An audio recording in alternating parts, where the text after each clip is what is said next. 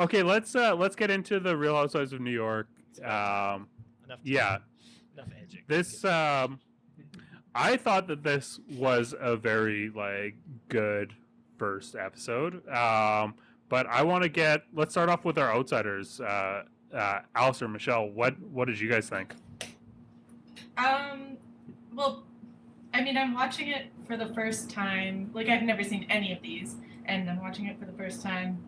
And I know I have to come and do this afterwards, like talk about it. So I'm just like... You said that with such joy. Yeah. So I was just frantically like writing down the names of people, and then their hairstyles would change, and they keep cutting to all the different people. And they would say like Jenna's house and like whatever. Who was the first house even? Was it... Sai's house was the first. Sai's house, yeah. Was the first one. She had those villainous children.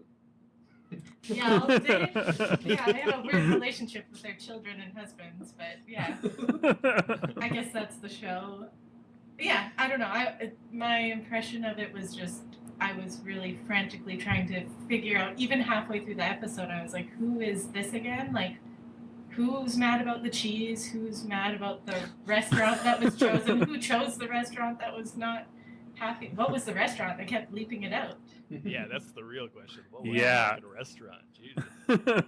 My money is on Red Lobster. No, because they said that like the Olive Garden would be better because it was like... What goes hand in hand with an Olive Garden? Yeah. That's true. My favorite line about the restaurant was Bryn's line, which I think was her best line in the show, where she was like, I mean, maybe I'd go there if I had friends in town, like friends from Florida.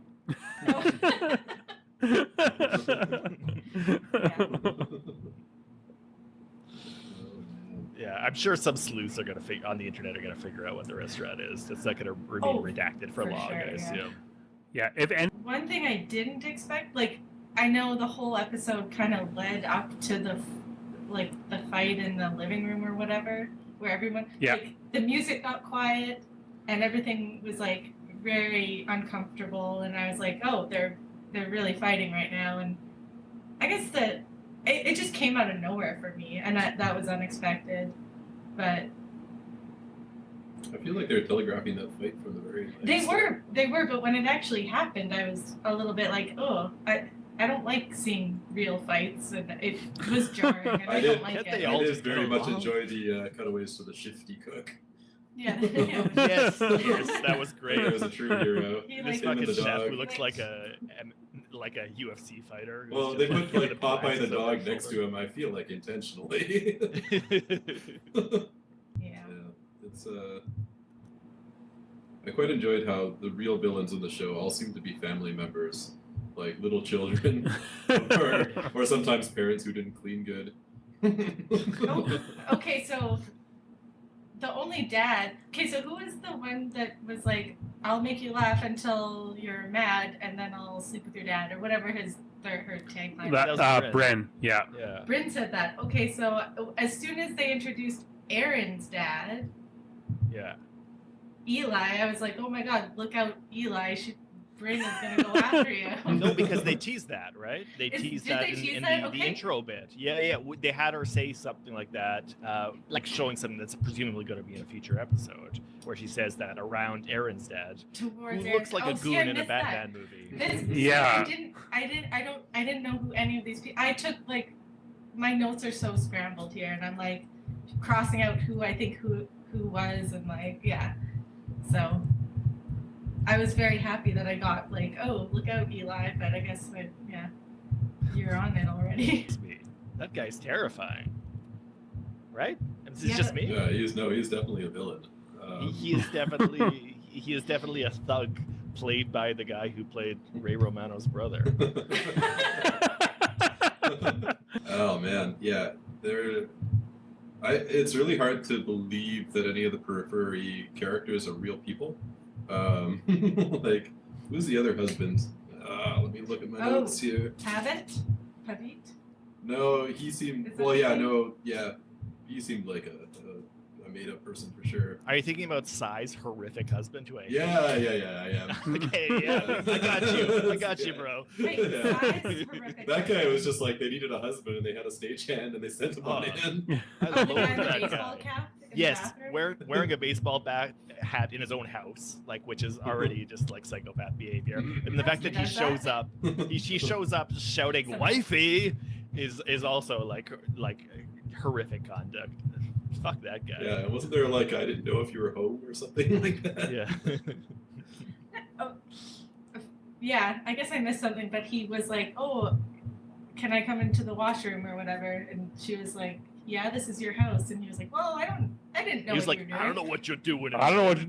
See, I thought that was just reasonable, like respecting her space, but I was already lost on him by that point, so I And he was the also, most like- negative way possible. laughing at her jokes. I don't know, maybe I missed something. That's also like a direct line from Real Housewives of Beverly Hills that we saw like 2 seasons ago in the conflict between like Crystal and Sutton. She's like, I don't know what you're doing in there, and it got blown out of proportion because of the implication about what she might be doing in there. So I liked seeing this little callback, but yeah, this Okay, I so mean this guy. it was a callback. Like, agree then. or disagree, this guy sucks, Greg. No, I agree. This guy sucks. Yeah. Thank you. That's all I want from this show. All right, have a good night, everybody.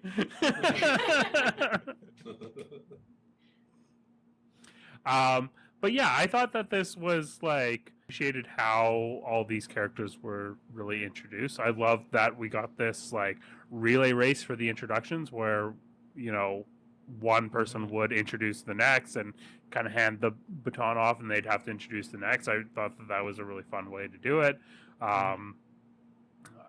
Who do you guys feel were the real like standouts from this cast? I think Uba is a standout because she's a foot taller than everyone. Yeah. So, Yeah. Yeah. You're just not going to lose her in a crowd. No, Jenna's really tall too. Jenna's really tall too, more slouchy though. She has a very distinct posture, which I love, by the way. I love Yeah. her, like her She Okay. slinks. silhouette. Yes, she slinks. Absolutely, that's the word for it. She's a slinker. Classic Jenna. Jeez, you guys think this is going to come to like a shorts versus talls kind of situation? We can only hope because that is not something that we have seen before. Well, you haven't seen a full reboot before. Yeah, it's true. I thought Uba was great instantly. I think I gave her tagline like an A for being like very direct, like drag queen kind of confident statement. But hearing her actually say it with her like, you know, East African English Indianish accent was like A+ material as soon as it came out of her mouth. From that like stratosphere or kite where she delivered it. I thought she had great presence. Her apartment was awesome. Her wardrobe was insane and awesome for that reason. So I'm instantly an Uba fan, and I love her line deliveries. Uba eats. It's great stuff. She's doing great out there. But other than that, I think the one who comes out as like the most fully formed character is maybe unsurprisingly Jenna. It just like has a personality that seems like completely TV ready. Jenna just comes fully formed. Like I say, she's got that slinky presence. She's got the silhouette. She's got that rapid fire delivery. I love that like fast talking thing. That's what I'm going to a New York themed show to hear some fast talking. She's got like great delivery, a great look. I called her earlier like an Obama era mini celebrity. She's not beating those raps by like showing up in a trucker hat and literally talking about dressing Michelle Obama. Yeah. But that's like, you know, she's showing that she's been a public figure for a while, which these other girls are like, they're like rookies that are coming out of the OHL and entering the league at 18 years old, and she's like somebody who's been in the KHL for 8 years right now and is coming in as like a fully formed star. So I think she's like already ready to go. She's hitting the ground running, and she's got a leg up on everybody else. Yeah, totally. I got the same thing from Jenna. I like was I don't know. I didn't know who she was prior to being introduced on here, and I still don't haven't done enough research to know what the context is for her like stardom. But J. Crew, that's the context. She was the head of J. Crew for like years. Okay. When it was like a thing. Yeah. Yeah, and she was on Girls too. She was on Girls for a little while. okay. Like the HBO show or whatever it was. The HBO show. Yeah, Adelina Dunham. Yeah. Yeah, and I just thought she seemed like this was not her first season of being a housewife. I actually also thought that Brynn came across like very seasoned. I thought that she immediately came in and like was the author of her own story because she was she had some lines about how like Sai has the life that she wants, like immediately like signaling towards her motivations and about her like ovaries flipping over, and just like I think she was really like telegraphing like her motivations and fears, and just like giving her like her character a lot of color. And there's a couple ways that you can kind of read that sort of thing, and in some cases you can think of that as like if someone is not able to bring it within like a group social context and like not able to bring the drama or conflict or whatever, they might like rest on some personal story that they can ride. But Brynn was both putting out this personal side and giving these motivations and like fleshing out her character, but also she definitely like brought it in terms of the social game of it all in the first episode, because she was at the heart of all the drama. Everyone was talking about her and calling her a shitster, and all the conflict kind of revolved around her. And then she was able to like make up with Aaron and kind of form an immediate like alliance that seemed almost unbreakable. Like they seemed to have this like friendship by the end of the episode that was so strong and seemed almost impenetrable, when that is not what you would have thought at the beginning of the episode given all of the context. So I don't know, it felt like a really mature outing from her as well. It's funny because that alliance happened in like the last 2 minutes of the episode. It's like, I'm gonna go back there and like beat her up and really like hate her, and then like 2 minutes later they're best friends. Well, and prior to that too, Erin had said that she was turned off to Brynn, which is like, the harshest thing you can say to the one that is defined as the horny character. It's way meaner.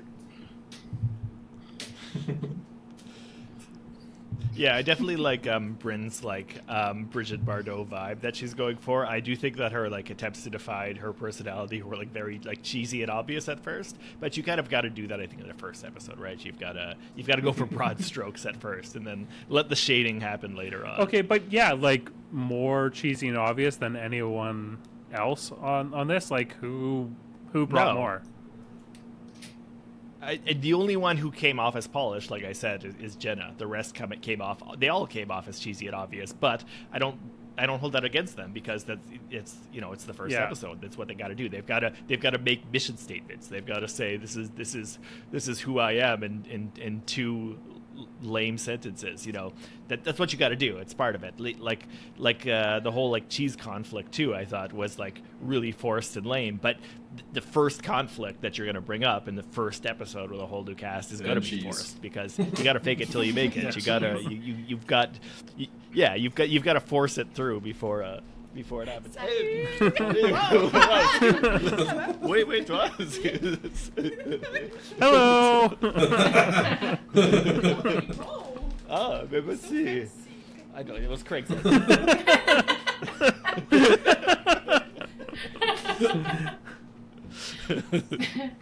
Anything can happen when you're live, right? It's New York, baby.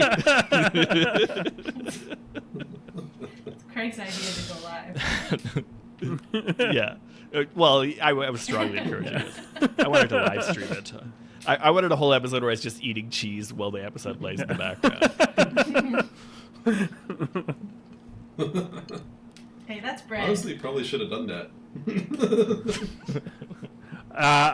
Can I just say that I hate a charcuterie board that has like a huge bunch of grapes on it, like you see that happening at Jenna's like taking up that much real estate. Yeah. And also, what do you eat? Are you even wanting to eat them? Maybe when they're dried out and they're jammy. That's the thing. There's a word for that. I'm forgetting it. But the fresh grapes, that's no good with cheese. It's not a bad idea. Alistair, Michelle, do you have any other highlights from this episode? Anything that stands out to you? I really liked that it was a Halloween episode. It was a secret Halloween episode. I missed that. That's my favorite part, because they kept showing the skeleton with the weird eyes in front of, I don't even remember whose house. The first house. Yeah, spooky. I think that was Aaron. Aaron's?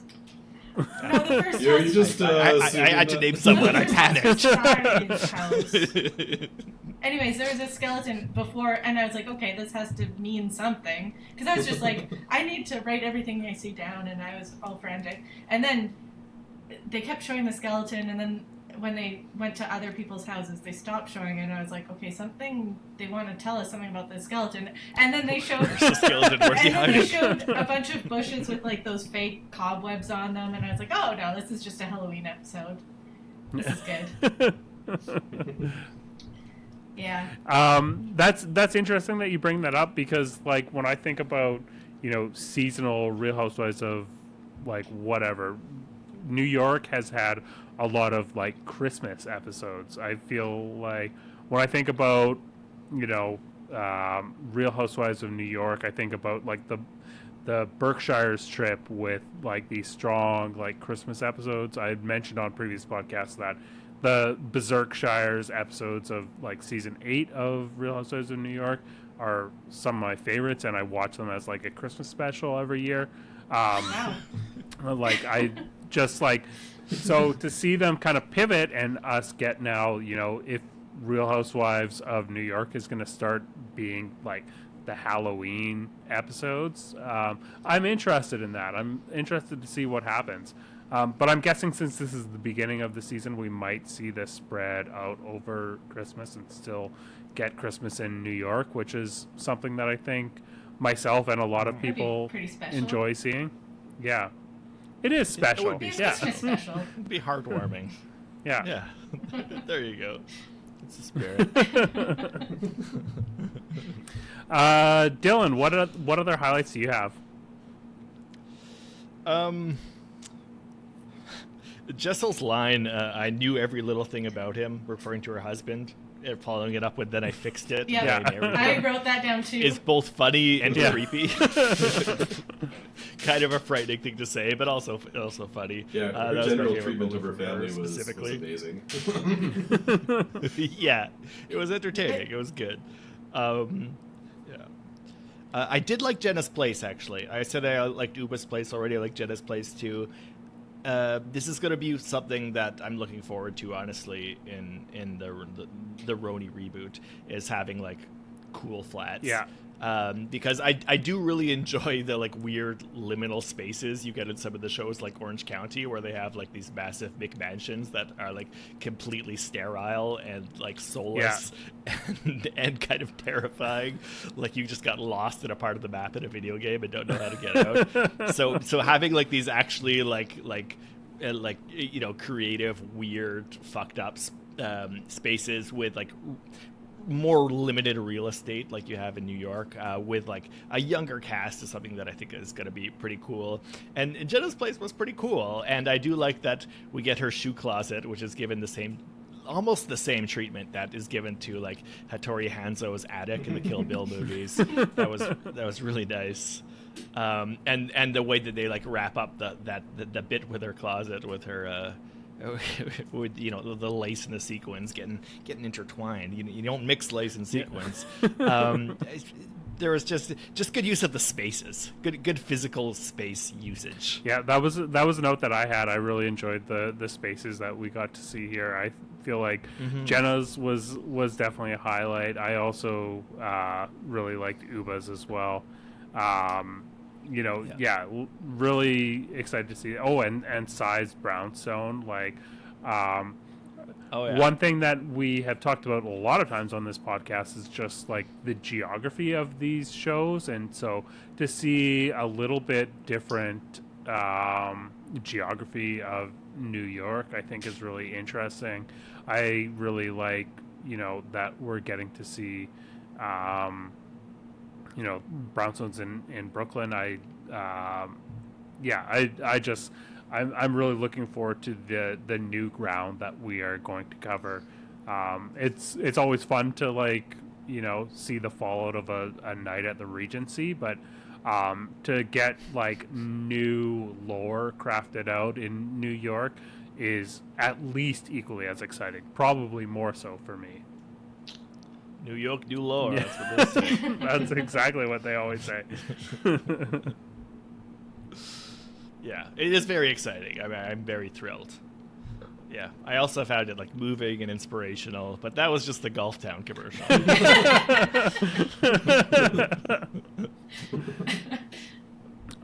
Who are your standout Housewives, Dylan? Who are you looking forward to seeing more from? Oh, I think I already underlined both Uba and Jenna as being ones that are really exciting to me. So I'll stick with those two as the ones I've got the eye. And I think Jenna is the least surprising pick in the gang, but was really impressed with the kind of presence that she put out, and Uba has a ton of potential for me. For the other ones, I'm in wait and see mode for now. One episode's too early to start passing judgments on them, but they haven't really stood up for me just yet. We'll see what happens. Yeah, how about you guys, Alistair and Michelle? Big time Popeye fan. Hoping to see more Popeye. Oh, the dog. I'm sure we will. I'm personally not planning on watching any more You of got fed these. well, so he's not annoying. There's the Michelle seal Yeah. ring an endorsement. I think you got some of my picks there, Dylan. Uba was someone that I hadn't initially picked as someone that I was super stoked to see, but I thought every time that she was on screen, she brought it. It was exciting. So yeah, I'm excited to see her. Jenna, not a surprising pick. I, had kind of figured that she was going to be exciting to see. And also, I felt validated in, my pick of Brynn being really exciting to watch. I think that she was really fantastic. So, Yeah, she does seem eager to say weird shit, which is important. You need somebody who's eager to say weird shit. So I hope that she continues down that path and says ever weirder shit. Yeah, I think that there was more to it than that. I agree that she had that, but I feel she was also eager to be messy or just just messy by nature. I think she was hungry to cause problems, I think, and that's important too. Yeah, and she was identified as by people as being a troublemaker, and so that's good. And I want to contrast her with Erin, who I think also was given a similar treatment in terms of how she was presented, and she was kind of featured as this person who has problems with people, and maybe that's because she's a problem, but she just still read as boring to me. I was not super buying it. She also got the most screen time of anybody by far, I feel. Erin? Yeah, big time. Yeah. And she didn't use it. Yeah. She didn't have a single line that I remember. So, I mean, we'll see. First episode, I'm not going to pass judgment too quickly, but you're right. She had lots of screen time, and I didn't see her using that screen time. Yeah, I also I don't know.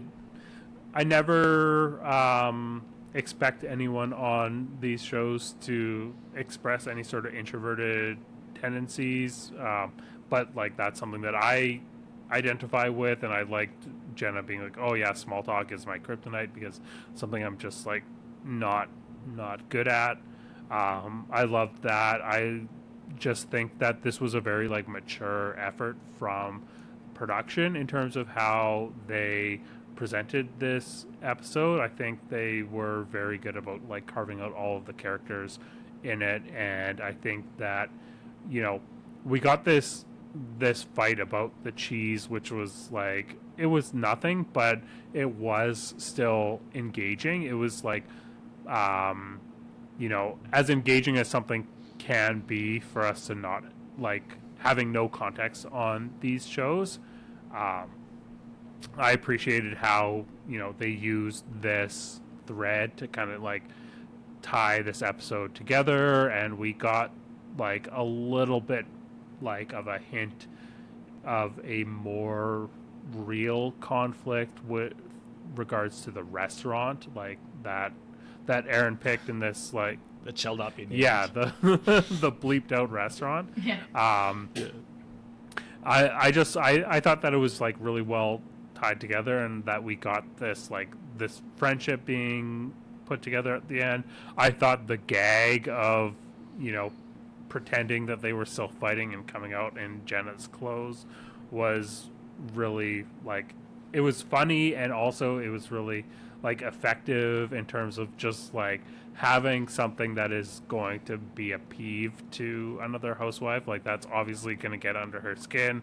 They had to have known that, or have been like too messy to like to care. Yeah, so I thought altogether it was like, it was really good. It was not as you know, not as floundering as some of the like premieres that you can see from a new series. Like, I feel like Real Housewives of Salt Lake City took a little while to kind of get where it was. Real Housewives of Dallas, especially, like the first season, in my opinion, was a bit of a write-off before it found its legs. But this, like, it felt like it really hit the ground running to me. There's lots to build off. There's lots of potential there. Yeah. I think I've covered pretty much everything that I've got. Alistair, Michelle, do you guys have any final thoughts? How about you, Dylan? I think I've pretty much covered what I got so far. Yeah. I remember most of their names. That's the most important part. Yeah. And you've set your PVR, Michelle? Well, now that we have access to your Prime account. Yeah. Yeah.